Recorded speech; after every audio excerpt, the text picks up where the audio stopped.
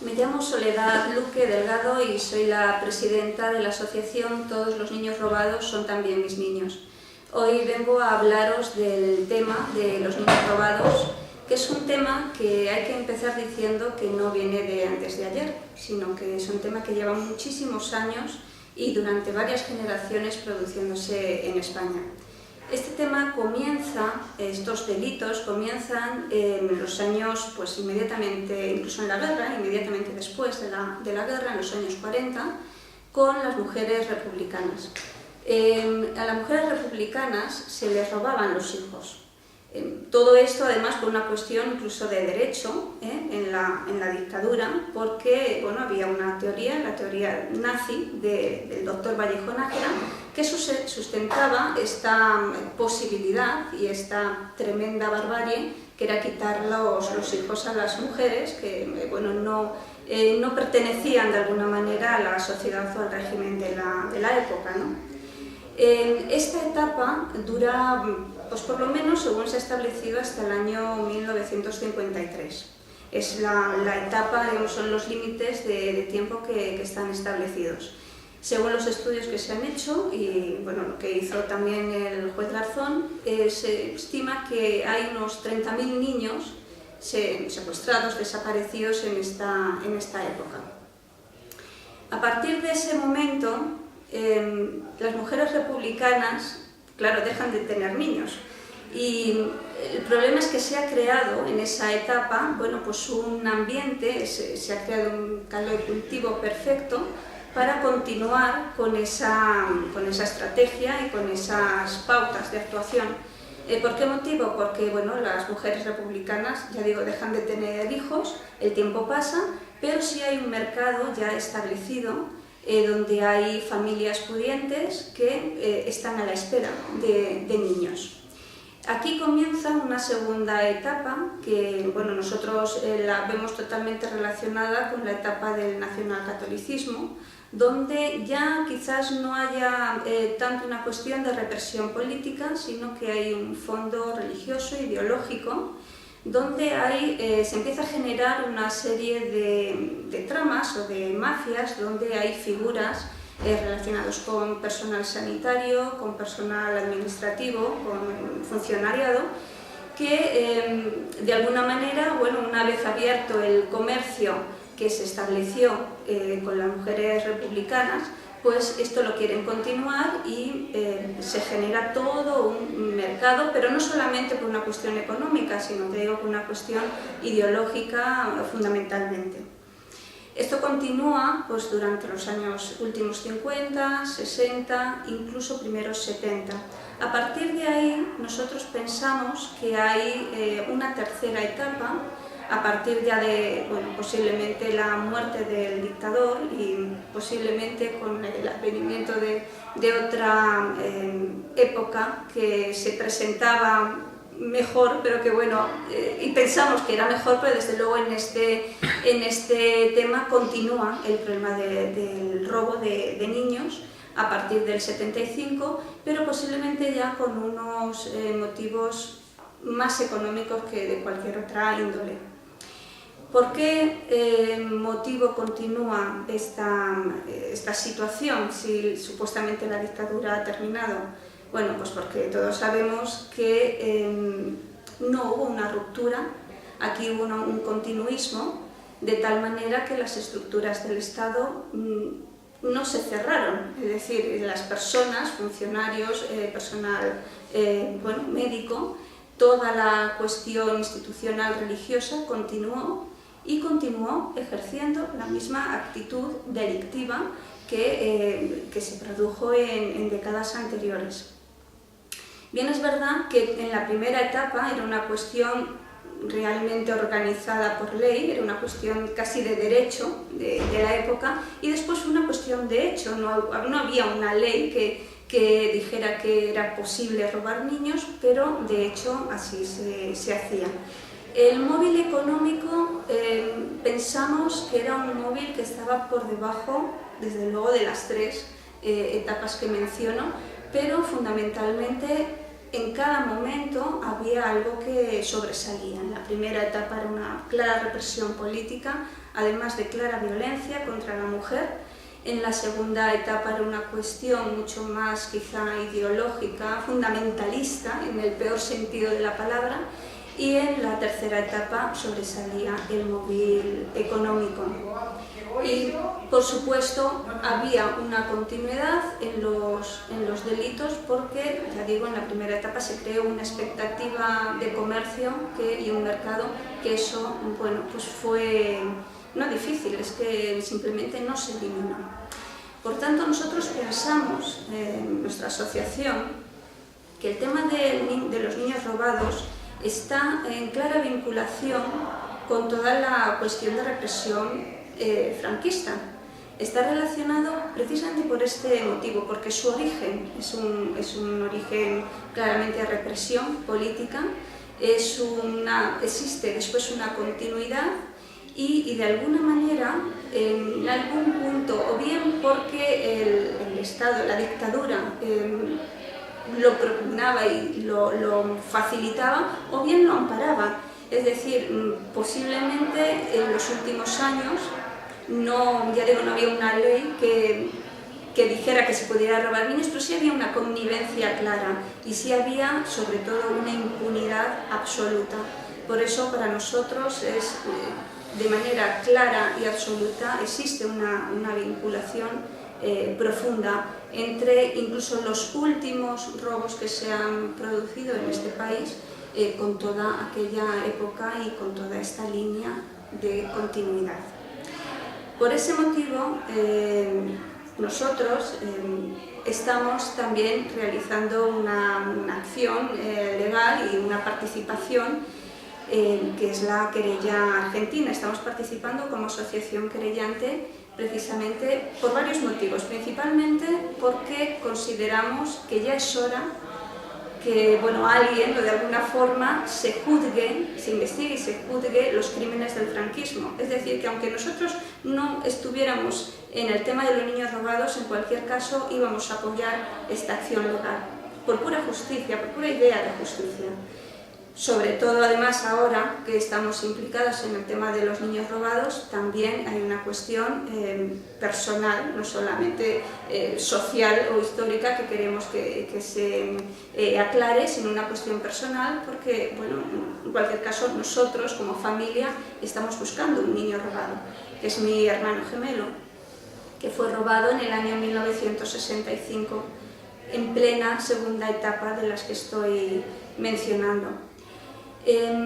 Para nosotros es muy importante analizar de alguna forma cómo es posible que esta continuidad se pudiera producir. ¿Por qué motivo no se terminó esta barbarie cuando llegó la democracia, ¿no? ¿Por qué han existido tantos años de silencio? Podemos de ninguna manera justificar lo que pasó, por supuesto, ni en la primera etapa, ni en la segunda, ni en la tercera. Pero si haces un análisis más o menos objetivo, puedes entender que en un Estado corrupto, como es una dictadura, eso se produjera. No digo que se entienda moralmente, lo digo es que históricamente y socialmente se entiende por el ámbito en el que se produjo. Lo que no se puede entender de ninguna forma es cómo esto pudo continuar desde el año 75 hasta los años 90. Los últimos robos se produjeron en los años 90. Pues nosotros hemos pensado mucho sobre esto y después de analizarlo, de hablar con muchas víctimas, tiene que ver con primero, quizá con el perfil de la víctima, como primer paso, también por ser un tipo de delito realmente espeluznante y repugnante al que la sociedad realmente no puede terminar de asumir. Cuando hablo del perfil de la víctima, me estoy refiriendo a que los niños que fueron robados, sobre todo en la segunda, tercera etapa, eran niños de familias humildes, de familias que no eran conscientes que estaban siendo robadas, porque a ellos, bueno, se les decía que el niño había muerto. No se les separaba, como en la primera etapa, a las mujeres republicanas. No era un robo declarado, pero por supuesto era un robo en sí mismo, por supuesto, pero a las familias no se les comunicaba que se les estaba separando del niño, sino que el niño había fallecido. Hay una clarísima tendencia en todos los casos a que, bueno, el niño supuestamente fallece, no es mostrado a la familia. La familia nunca ve al niño y, bueno, nunca o casi nunca pueden enterrarlo. Cuando entierran algo, pues bueno, es una cajita llena de trapos o de arena, pero la cuestión es que al niño no lo ven. Por tanto, esa familia no sabe que está siendo víctima de un delito. Cuando las familias se empiezan a enterar tiempo después, surgen muchísimos sentimientos, además de la rabia, además de la frustración, de la impotencia, surgen sentimientos también de culpabilidad por no haber estado demasiado consciente. Por supuesto, una culpabilidad que no es para nada real, quiero decir que eso, aquí los únicos culpables son los que son los ladrones de niños, no son las familias, pero de alguna forma el silencio se adueñó de las casas y de las familias. Y por otro lado, el silencio de la sociedad. Esto era, vamos, vox populi, es decir, todo el mundo de alguna forma sabía que algo raro pasaba en las maternidades.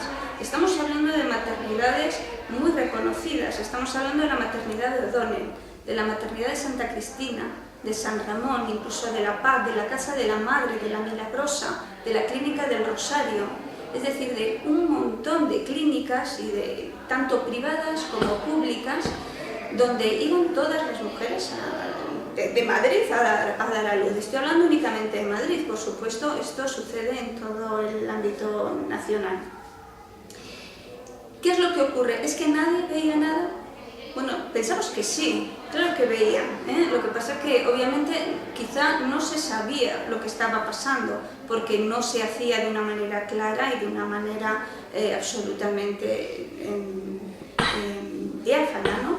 Entonces, bueno, algo extraño pasaba, la gente lo podía notar, las enfermeras, el personal médico que podía estar por allí, pero nadie daba la voz de alarma. Eso genera una sensación, ya no de culpabilidad íntima, personal, familiar, sino de culpabilidad social, que es muy difícil de asumir.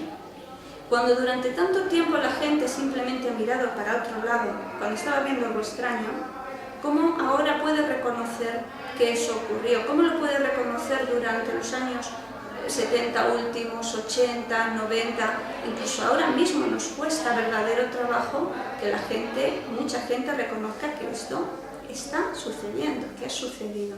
Entonces, bueno, pensamos que tenemos ahí una labor importante de sensibilización social, una labor de que la gente conozca lo que ha pasado realmente hasta hace 2 días, hasta los años 90.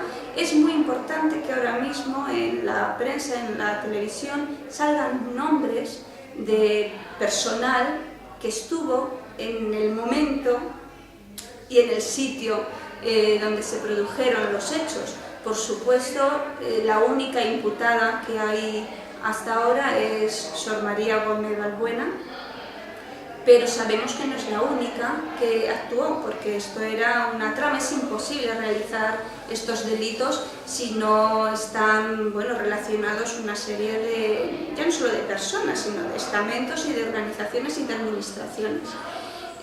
Por tanto, el saber que hay doctores que han ido ya a declarar como testigos, como por ejemplo el doctor Ignacio Villaliciaga, que ha declarado, hay doctores que aparecen en la documentación que por supuesto se tendrá que investigar, No podemos decir que estos doctores estuvieran implicados. Lo que estamos diciendo es que son doctores que estaban en la documentación, como el doctor Coviella, que falleció el año pasado, como el doctor Botella, que fue director de la Clínica Santa Cristina y también está relacionado con O'Donnell en la época. Y repito, tendrá la justicia que investigar si seguimos adelante investigando con todos estos casos y a partir del testimonio de estas personas como testigos, bueno, pues quizás se pueda ir descubriendo un poco qué es lo que sucedió en aquella época. Actualmente, ¿cómo estamos? Bueno, pues mucha gente nos felicita porque nos dice que el gobierno ha puesto en marcha medidas afortunadas, ¿no?, que nos van a ayudar a descubrir dónde están los niños. Bueno, digo descubrir dónde están los niños porque en realidad las medidas que va a poner en marcha el gobierno, la última reunión que tuvimos fue el día 10 de octubre con el ministro Gallardón y personal de su gabinete, con Ana Murillo, que es la fiscal responsable de este tema de los niños robados, y más personal de su ministerio. Las medidas que está tomando el Ministerio de Justicia son medidas que todavía hay que concretar. Se habla sobre todo de la creación de un par de ficheros para que los afectados, las víctimas, den sus datos. El Ministerio también pueda buscar documentación. Están hablando de un banco de ADN único. Bueno, son medidas, primero, que hay que concretar, y segundo, que son medidas absolutamente insuficientes, porque se quedan en la mera vía administrativa.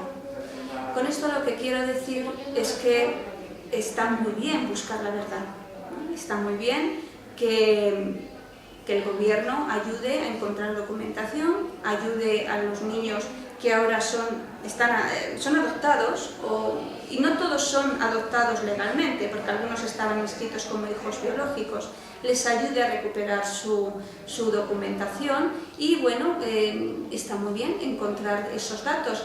Digo está muy bien también con cierta ironía, porque es bastante increíble que uno mismo no pueda localizar sus documentos personales porque les cierren los archivos, es decir, que se tenga que abrir un fichero para que el gobierno te pueda localizar tus propios documentos, pues también tiene algo de irónico, ¿no? Pero bueno, esa es una medida, pensamos, correcta, pero lo que nos preocupa es el procedimiento, es decir, tenemos desde luego que tener claro que las asociaciones tenemos que seguir actuando y tenemos que estar controlando total y absolutamente cualquier medida que esté organizando el gobierno en ese sentido, en esa cuestión administrativa, ¿no? No se trata de que los afectados, las víctimas, vayan de manera individual a hablar con el gobierno, sino que el filtro debemos ser nosotros, las entidades que realmente estamos agrupando y que realmente estamos trabajando no solamente por saber la verdad, sino también por solicitar justicia. Esa es la parte que nosotros no tenemos aquí en España, ¿de acuerdo?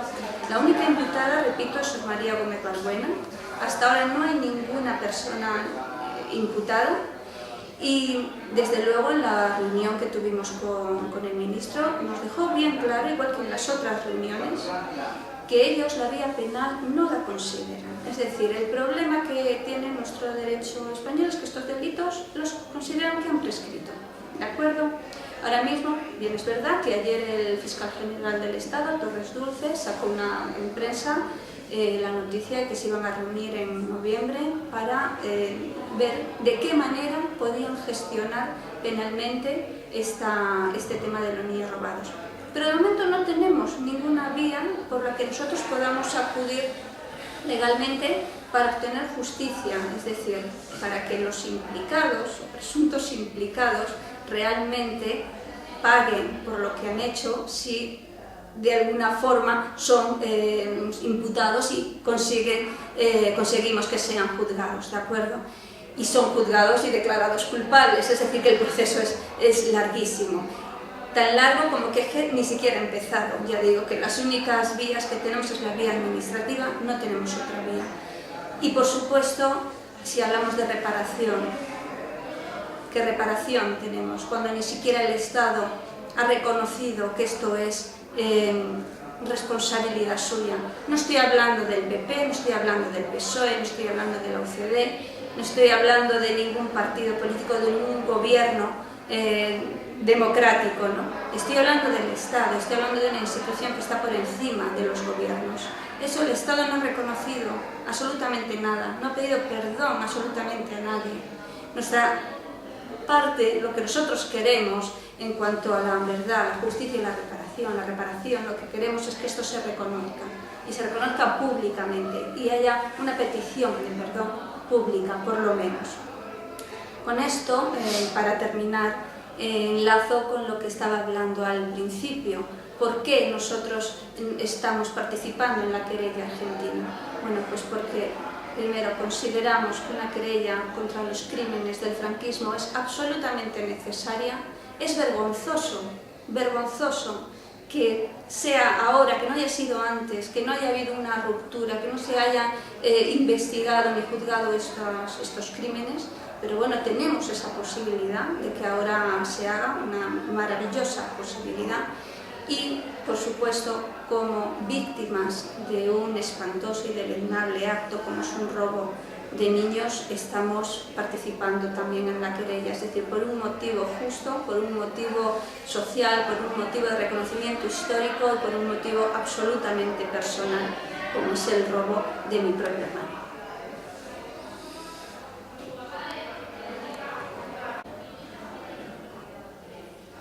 El caso de mi hermano no es un caso aislado. No pensemos que nosotros estamos únicamente luchando por un caso. Nosotros creamos la asociación principalmente, no solamente por nuestro hermano, sino también para recoger todos los casos que pudiéramos llevar adelante a la gente que pudiéramos ayudar. Se estima que en España, en la segunda y en la tercera etapa del robo de niños, hay 300.000 casos de niños robados. Son muchísimos niños y no estoy hablando de las tres etapas. Estos 300.000 niños son independientes de los 30.000 niños que se estima que fueron robados a las mujeres republicanas en la primera etapa hasta el año 53 y que son los niños en los que se basó el estudio de la investigación de Garzón. Entonces, bueno, tenemos que tener en cuenta que estamos hablando de un número absolutamente elevado, de un número de robos que roza lo demencial, que roza lo fantástico porque parece de ciencia ficción, pero las víctimas están ahí fuera y cada vez tienen más voz, se nos escucha más y desde luego continuaremos luchando para que se nos siga escuchando y para seguir logrando todo lo que queremos encontrar, que es la verdad, la justicia y la reparación.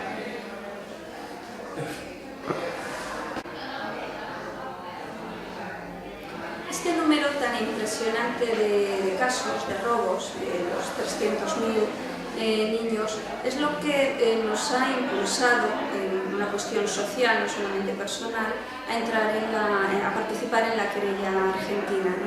Porque para nosotros este número no implica que por ser un número muy grande nos hayamos metido, basta un solo delito para poder hacerlo, pero es que 300.000 niños ya pasa cualquier límite, ¿no? de la moral, y entonces, bueno, todas las asociaciones de niños robados nos estuvimos reuniendo hace tiempo y decidimos, unas cuantas, participar en la querella argentina para ver si por fin, fuera de España, de alguna forma esto podría tener alguna salida. Las asociaciones que estamos participando en la querella argentina son las siguientes: es Averoa, Adelante Bebés Robados, Alumbra, Bebés Robados Región de Murcia, Colectivo Sin Identidad de Canarias, SOS Bebés Robados Almería, SOS Bebés Robados Córdoba y Provincia, SOS Bebés Robados Euskadi, Orígenes y mi asociación Todos los Niños Robados Son También Mis Niños. Para nosotros esto fue un tremendo genocidio. Hay niños que no solamente fueron vendidos aquí en España, salieron fuera de España, hay niños en Argentina, hay niños en Chile, hay niños en Europa, y nos consta que incluso en los años 60 y 70 venía gente de Alemania a Canarias a buscar niños rubitos con ojos azules, es decir, era un comercio de niños a la carta.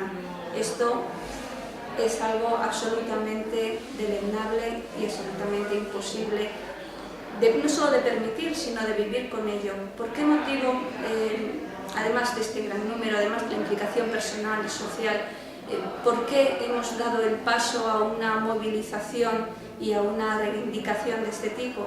Pues por una pregunta que siempre me hacía la gente cuando yo contaba mi caso y contaba los casos y lo que estaba ocurriendo en este país y lo que había ocurrido, y era tanta la angustia que yo transmitía que la gente me preguntaba, ¿pero cómo se puede vivir así?